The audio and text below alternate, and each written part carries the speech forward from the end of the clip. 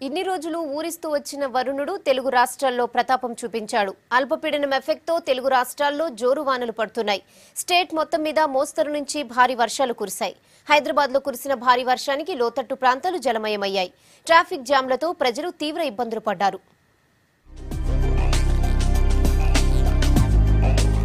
కొన్నాళ్లుగా ముఖం చాటేసిన వర్షాలు మళ్లీ దంచి కొడుతున్నాయి. ఒడిశా నుంచి దక్షిణ తమిళనాడు వరకు ఏర్పడ్డ అల్పపీడన ద్రోణి వల్ల రాష్ట్రంలో మోస్తారు నుంచి భారీ వర్షాలు కురుస్తున్నాయి.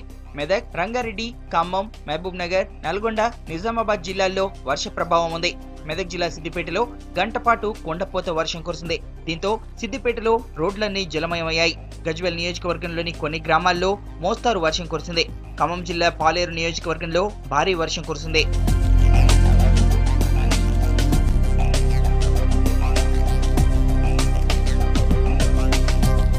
నల్గొండ జిల్లాలో 11 మండలాల్లో వర్షం కురిసింది. అత్యధికంగా గుండ్లపల్లిలో 43 మిల్లీమీటర్ల వర్షం కురవగా అత్యల్పంగా భువనగిరిలో 4 మిల్లీమీటర్ల వర్షం కురిసింది. మహబూబ్ నగర్ జిల్లా బాలానగర్, అలంపూర్, వనపర్తి మండలాల్లో భారీ వర్షం కురిసింది. నిజామాబాద్ జిల్లాలో కామారెడ్డి డివిజన్లోనూ భారీ వర్షం కురిసింది.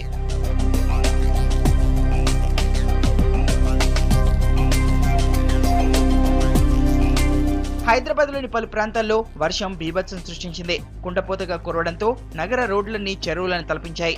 లోతట్టు ప్రాంతాలు జలమయమయ్యాయి. ట్రాఫిక్ జామ్లతో వాహనదారులు తీవ్ర ఇబ్బందులు పడ్డారు. దాదాపు 3 సెంటీమీటర్ల వర్షం నమోదైనట్లు అధికారులు తెలిపారు. Banjara Hills, Jubilee Hills, Vanasthalipuram, LB Nagar, Dilsukh Nagar, Malakpet, Old City, Champapet, మీర్పేటలో భారీ వర్షం కురిసింది. చంపాపేటలో ఓ కారు వరద నీటిలో చిక్కుకుంది. తాళ్ల సాయంతో స్థానికులు కారులోని ప్రయాణికులను రక్షించారు.